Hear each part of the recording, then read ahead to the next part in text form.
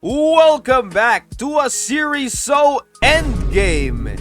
Even Tony Stark subscribed. In today's video mga kaunggoy, pag-uusapan natin po ang right-hand man or former right-hand man ni Kulaong, ni Norman Manghusin. Kilala nyo na siya, ang friendly ghost na si Casper mga kaunggoy. May bagong updates kay Casper at medyo may bagong updates patungkol kay Norman Manghusin. Pag-uusapan natin lahat yon sa video na ito mga kaunggoy. Without further ado, let's begin! Let's up those numbers! Alrighty mga kaunggoy, it is I, Manong Jaire, back at it again with a brand new usapang video dito sa Norman Manghusin saga mga kaunggoy. Oh, sheesh! Where do I even begin, mga kaunggoy? So, nag-post po si Ka-Easy Jersey. Now, I'm not sure. Ay, ito ata yung, yung boss ni Casper. Ay, di ba? Ay, oo nga, ito nga. Ito nga yung naging boss ni Casper, mga kaunggoy. So, as you can see, Thank you, boss. Ay, AC Jersey, from boss. Oo. Dito ako mag-work ngayon. Guys, follow nyo kami. nag-post po siya ng video na Endo. Ngayon, ano ba ibig sabihin ng Endo, mga kaunggoy? Kung nagtatrabaho kayo, alam nyo ibig sabihin yan, no? Usually, yan yung terminology pag end of contract na or tapos na ang kontrata mo sa trabaho mo, mga kaunggoy. So, with that being said, feeling ko ito yung statement niya patungkol kay Casper, mga kaunggoy. Ngayon, alam niya siguro na merong bad publicity si Casper, kaya alam mo yun, parang pinakawalan niya or tinanggal niya sa trabaho si Casper, mga kaunggoy, no? Na-realize lang niya nung endgame na yung nga, bad publicity nga si Casper, mga kaunggoy. Pero, alam yun, ang pagkakaalam ko kasi, nung una niya sabi niya, gusto daw niya bigyan ng chance, no? Like, everybody deserves a second chance daw, sabi niya, di ba? Ganun lang. Wala namang something special. Pero kung may gagawin kalokohan si Casper, ako number one magsasabi sa inyo. At i-inform ko rin kayo. Pero so far, na nakikita ko sa usapan namin, wala naman ako nakikitang mali. And maayos naman yung tao. Maayos din siya mag-isip, actually. Gusto ko rin mabago yung narrative, no? Yung narrative ng kasama lang siya ni FLM, manloko, mambudol, whatsoever. So, mapalitan yung narrative na yun. Kasi, for me, parang totoong tao rin si Casper, eh. Sabi niya, boss, may anak din kasi ako, may baby ako dalawa. Diba, naintindihan kita. Sige, tatry kitang tulungan. Basta, magsasama ka sa akin, work tayo. Ganun lang, pasahurin kita daily. Kung anong kailangan mo, may pagkain naman dyan. Sagot ko na yan, walang problema. So, wala kang problema rito. Akong bahala. Tingnan natin, let's see what he has to say, alright? Hindi ko pa napapanood to, 17 hours ago to, mga kaunggoy. So, papanoorin natin yun ngayon sa video na ito. So, Tuesday this week, may hinire tayo na tao. Nickname niya is Casper. So, kilala natin siya sa mga vlog ni FLM or Norman Manghusin. Madami naman siya pwede maging work dito, pero syempre, for the hype na din. It just so happen na madami talagang credit sa kanya at sa dati. Okay, so sinabi niya, parang inamin niya na for the hype. Kasi naalala ko, si Makagago, sinabi niya na for the hype daw. Kaya daw niya hinire at binigyan ng second chance si Casper for the hype. Yun yung sinabi ni Makagago, So, Akala ko ba gusto mo lang tulungan si Casper? Ba't kailangan mong i-publish si Casper? That's the question. Siyempre, utak yan, negosyante ka, matalino ka. Alam mo na bobo si Casper at alam mo na ayan ang proper way para madagdagan ang kita mo. Huwag naman tayong maging tanga dito. ginagamit nga niya si Casper for the hype, for the engagement, for the views. Kasi nga, ang daming ang may galit kay Casper and ang daming parang sikat yung pangalan ni Casper, mga kaunggoy, no? Lalo na kay Kulaong, kay FLM, no? Kay Francis Leo Marcos. So, alam nyo na yun mga kaunggoy. Kung content creator kayo and gusto nyo na hype, you know what I mean, right? Natin yung boss na si FLM or Norman Mangusin. Pwede siguro sabihin na gusto natin siya tulungan mag-work, makita ng tao na nagtatrabaho siya or gusto niya na magbago. Ang mali lang din natin, and I wholeheartedly admit na binibidyo pa natin siya. So, Okay. ang intention natin is clear. Gusto lang natin siya magkaroon ng maayos na work, pero yung makiride sa hype niya, yun ang mali. Especially kung yung hype niya is negative energy, napakalaking negative energy na si Norman Mangusin or FLM. Madami talagang galit sa tao na yan. Kahapon, Actually, wala na nga siya kay Norman Mangusin, di ba? And sinabi nga niya na gusto nga niya bigyan ng opportunity na magka-work si Casper, di ba? So, ang akin lang kung gusto niya magkaroon ng work ang tao, like, alisin na yung alisin na yung sa publicity shit. Alisin na yung sa publicity shit. Alisin na yung sa hype, mga kaunggoy. Pwede naman niya hindi i-announce na may work na si Casper, di ba? Tapos hayaan na lang niya na magtrabaho si Casper, ganun, blah blah blah. Without announcing it to the public. I mean, in my opinion, he could have done that.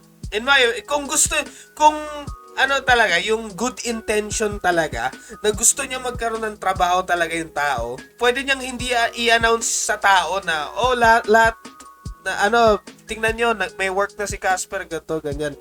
Pwede naman siya, manahimik na lang na, hayaan na lang niya, maging normal na trabahador si Casper, and hayaan lang niya mag-work without announcing it to everyone, mga kaunggoy. Kaso, ang mali din niya kasi, in-announce pa niya. Thank you, boss.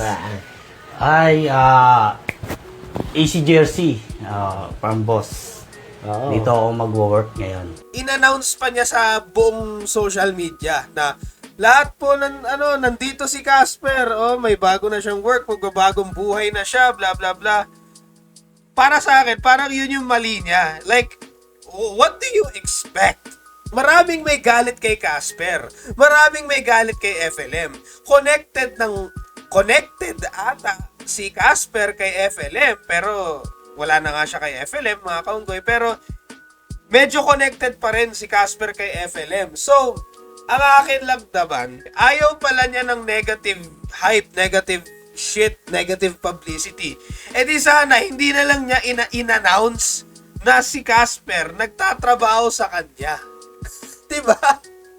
Kasi pag wala naman dapat hindi naman kailangan malaman ng mga tao na si Casper ay nagtatrabaho para sa kanya, di ba? Eh di hindi magkakaroon ng bad publicity at bad negative energy sa kanya, di ba? Kasi wala naman makakaalam na nagtatrabaho sa kanya si Casper. Kaso in-announce pa niya eh. In-announce pa niya kasi. Pwede naman niyang hindi i-announce eh. Hayaan na lang niya magtrabaho in private, mga kaunggoy, at gumawa ng jersey, di ba? Pwede naman kasi yun. Ba't pa kasi in-announce? Putik yan. Although, naniniwala ako na yes, bad omen sina FLM, sina Norman Mangusin, at siguro si Casper to a point, si Casper din, no? Bad omen sila kasi, di ba, ang dami nilang shit na ginagawa. And meron pang allegations na lumalaganap kay Casper about sa magtataho, mga kaunggoy. Di ba yung magtataho? Di ba? So, meron pang ganon. Meron pang allegations na ganon si Casper. So, I understand, no? I understand na ayaw niya ng bad omen, ayaw niya ng bad energy, yung negative energy, mga kaunggoy. I understand that, di ba? So, kung naniniwala kayo sa mga bad energy, good energy, yung malas, yung swerte, mga kaunggoy. Kung naniniwala kayo doon, so, ayun yun, mga kaunggoy. Pero, para sa akin, ayun nga, kung ayaw niya ng bad hype sa business niya, edi sana hindi na lang niya in-announce, no? day after manggaling sa Quezon at makausap yung isang vlogger, bumaba siya sa Cavite, magdi-day off daw muna. And morning today, nag-PM ako sa kanya na pasensya ka na Casper, baka hindi na kita pabalikin. Oh, shit. Kay Casper at sa pamilya niya, pasensya na kayo, sinubukan ko na tulungan kayo at makapag-work ulit para sa pamilya nyo, sa kabuhayan nyo. Unfortunately, na-bash tayo. Sinasabing ginagamit ko lang kayo para pagkakitaan. Madali lang i-avoid yun. Yung sinabi lang niya na yun, yung nabash tayo, nabash siya. Madali lang na. Kung ayaw mo mabash, pero gusto mo bigyan ng trabaho si Casper, eh di sana hindi mo na lang in-announce sa publiko na nagtatrabaho para sa'yo si Casper, di ba? Paulit-ulit ako dito, pero yun... di ba? Normal lang naman yun, mga kaunggoy eh. Of course! Like, what do you expect? Ano sa tingin mo? Maraming matutuwa na. Oh, si Casper nandito. Fan kami ni Casper. No! Maraming may galit kay Casper. Malamang, pag pinakita mo na affiliated sa'yo si Casper, maraming magbabash sa'yo. Anyway, mukhang marami ka pang need muna na ayusin ng mga problema. And after that, let's see. So again, kung na-video ko si Casper habang nag-work, nagamit natin para sa hype or sa clout, may apologies on that. Humingi ako ng pasensya sa inyo. Ay, mabuti naman na nag-sorry siya. So, I take that as a win and okay na yun, okay na yun. Okay na yun para sa akin. So, sa mga nasaktan ni FLM at ni Casper before, hindi naman ganun ang intensyon ko. Maganda ang intensyon natin para kay Casper sa kanya, pero mali ang way ng pag-execute nito. And Okay, buti sinabi niya na mali yung pag-execute niya. Kasi mali talaga. No? admit ko yan, paulit-ulit admitting ko mali ang aking pag-execute. Yun lang mga ka-Easy Jersey, maraming salamat po sa inyong lahat and may God bless you all. Work na tayo ulit. Sobrang daming liga ngayon. Okay, so yun yung sinabi niya. Yun yung sinabi niya, mga kaunggoy. Actually, yung pagkakaalam ko, wala na si Kulaong, no? Wala na si FLF. Wala na siya kay FLF, di ba? Si Casper, mga kaunggoy. Kasi nga, hindi nga niya mabayaran si Casper, di ba? And shit. Okay, tinan natin. Simulan mo na para sa na gusto mo, sarapan mo para dumami ka, customer mo. So, ito, binigyan niya ng GCash ata si Casper, mga kaunggoy, no? Binigyan niya ng GCash para masimulan yung parisan, mga kaunggoy. So, there you go. Nasa dito yung video niya kay Casper, mga kaunggoy. Alam ko, sa kanya din ang galing. Ay, nawala na. Okay, wala na yung video niya nung in-announce niya si Casper, mga kaunggoy. Wala na talaga dito, oh.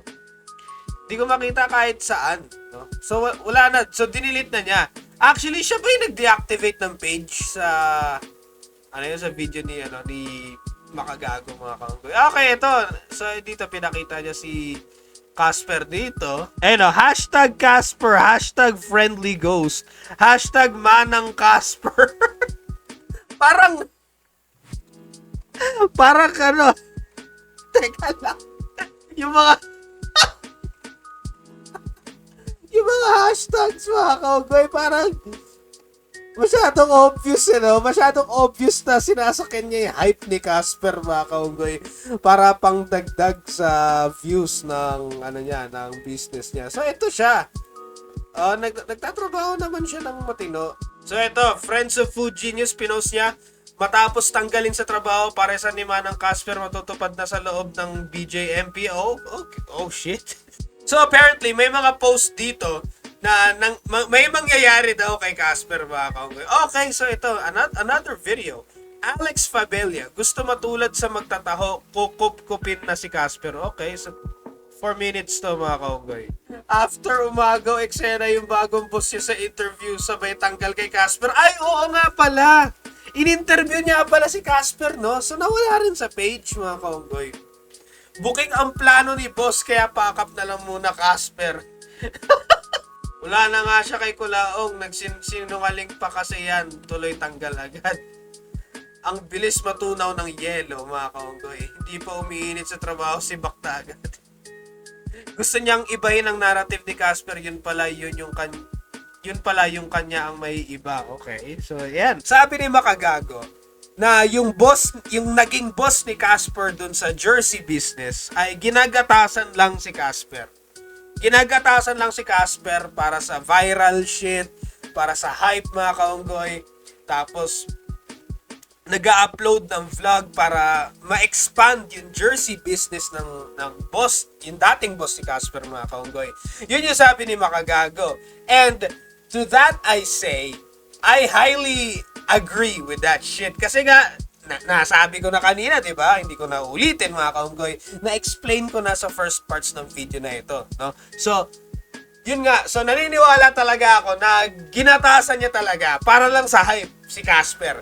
Kaya lang niya ginawa yung announcement video na yon ay para lang sa hype. No? Para lang kasi gusto niya makisakay sa hype ni Casper and everything. So, yun.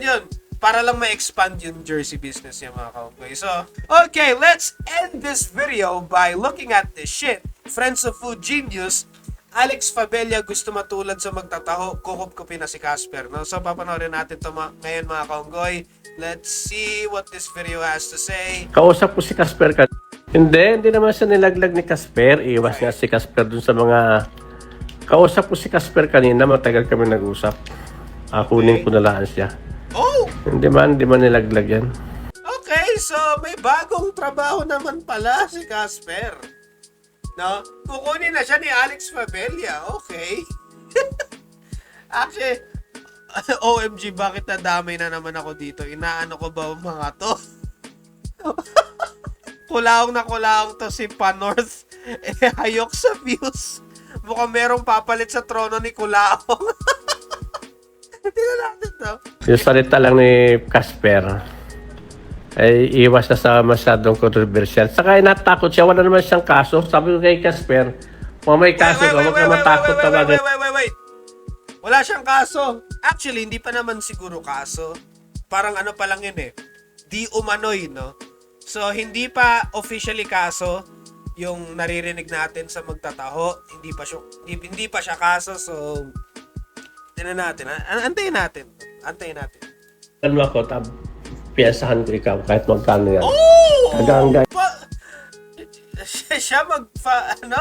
Siya magbe-bail kay Casper, mga kaunggoy. So, Alex Fabella, Alex the Skywalker to the rescue, mga kaunggoy. Oh, shit. yung kaso na yan. Yung kahit yung pananaksak doon sa magtataho ay kundi Oh, shit. Minention pa talaga yun. pinakamataas na kaso doon ay prostrated homicide, attempted homicide, serious physical injuries. Ganun lang yun. Lahat yung may bail, kahit prostrated murder pa yun. Hindi dapat katakutan. Sabi ko nga siya, Actually, parang that's sort of disgusting, no? Hindi ba niya iniisip yung pinagdadaanan ng pamilyang nawalan ng, alam niyo yun, yung magtataho na, yung pamilya ng magtataho na nawalan nga ng loved ones, mga kaunggoy, no? So, hindi ba niya naisip yun, yung mga pinagsasabi niya dito? I don't know, it's kind of disturbing na parang, alam mo yun, like how casually he's talking about yung magtataho talaga, mga kaunggoy. Parang, hindi siya, parang ang komportable lang sa kanya na sabihin yun. ding-ding lang yung mga yan. Oh, what? Ano? Dagang ting-ting? Sabi niya. Kailan naman mampakalapin yung usapan na yan, walang problema sa akin yan. That is my favor to me. Okay. Bakit? For my publicity. Hindi naman nakaw yan, hindi naman rape yan. What? Wala naman yan. At saka isa pa, yan ay mga usapan lang ng mga vlogger na walang kabulan, hindi pinapansin yan ng mga dekalibreng tao. Porque kailangan ko din naman sila. Sakyan ko ng sakyan lamang yung kailang ugali. Kasi hindi naman makaka-apekto sa akin yan eh. Sa business ko, malabo yan. Hindi makaka-apekto yan. Ay, ako kumikita ako ng daan-daan libo araw-araw sila. Walang epekto sa akin yan. Dagang ding-ding. Word of the day, dagang ding-ding. Dahil wala pa si Kulaong, si Boy Manyakol muna ang ating gatasan. Ay, yun nga, no? So, mukhang may bago tayong gagatasan dito. Declaration of war na ba? Oh, shit. So, parang, wow, may bagong Norman. Wahahaha. pangatawanan mo yang mga pinagsasabi mo, Alex Skywalker, ha? Puro din tong ngaw-ngaw, kulaong na kulaong. Oh, shit! There's a new, parang, ano to eh, parang game, no? Parang, we've unlocked a new character in the game. Alex the Skywalker Fabella, mga kaunggoy. Holy shit! We got a new player in this game, mga kaunggoy. Okay, alright, let's, tingnan natin, no? Meron tayong bagong gagatasan, mga kaunggoy. Holy shit, no? So, hopefully, na Alex Fabella would fill Norman Mangusin's shoes, no? And hopefully, mataas ang kikitain natin dito, mga kaunggoy, no? Hopefully, this shit never ends, mga kaunggoy. Sana hindi matapos tong saga na to kasi, alam niyo yun, tuloy-tuloy lang, mga kaunggoy. Tuloy-tuloy lang yung saga na to hanggat sa makabili ako ng mansion, mga kaunggoy. Yun yung goal! Yun yung goal talaga, no? Yung mga pinagsasabi ng malas ang dumidikit kay Norman Mangusin daw, malas. Malas yung dati ng malas. Pero yung kagaya kung nakadikit ang binas, hindi natalab yung mga ganyang pagtatangka nila, pagpananakot nila. Wala yung mga pipitsugin lang yan, mga dagang dingding lang yan. Dagang dingding. Hindi natin dapat katakutan yung mga yan. Okay? PLM, kaya talaga nila yun kasi si PLM unang-una, alam ko ugali nung mahina din ang dibdib noon. Bukod sa mahina ang dibdib noon, wala siyang capability o na ganun kakwan sa akin. Pangalawa, wala siyang political power. O wala siyang political power. Hindi niya kaya. Wait lang, I gotta ask. Paano nakukuha ni Food Genius to? Itong mga, ano to, voice recording ba to or what? Hindi ko alam eh. Paano nila na, oh, basta.